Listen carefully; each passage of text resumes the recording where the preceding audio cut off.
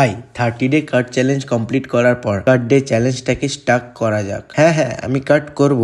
আমার এখনো transformation complete হয়নি। আমার ডেইলি লাইফ নিয়ে হালকা পাতলা এখন আপলোড দিব। অবশ্য এর পিছনে বেশ একটা তাগড়া কারণ আছে। 2 সপ্তাহের জন্য আমার লাইফের ডিসিপ্লিন নামক পোকাটা প্রায় মরে যেতে চলেছে। সেগুলো ধীরে ধীরে জানতে পারবে আমাকে রেগুলার ফলো করলে। তো আজকে হ্যামস্ট্রিং ট্রেন, বাবরে দিন পড়লেই হ্যামসের জন্য 3টা এক্সারসাইজ আই থিঙ্ক এনাফ। আজকে সকালে যখন আমার ফার্স্ট মিলটা বানাচ্ছিলাম, ডিমটা তখন জমে গেছিল শক্ত বরফ। মনে হয় এবার ফ্রিজটা ঠিক করাতেই হবে। আচ্ছা, বর্তমানে আমরা একটা সিক্রেট প্রজেক্টে কাজ করছি। সময় হলে সবাই জানতে পারবে। আর তারই জন্য যত সব লেখালেখি অ্যান্ড রিসার্চ। আজকে বিকালে কার্ডিও করতে করতে না আমরা মলে পৌঁছে গিয়েছিলাম। অনেক জামা কাপড় দেখলাম, বাট শেষে মাংস নিয়ে ঘরে ফিরলাম।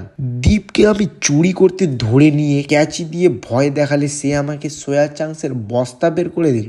আজকে রাতে চিকেন ছিল আমার লাস্ট মিল। Okay bye. আরে তোমরা কি এখনো ফলো করবে না? এরকম গলা টিপে ধরবো।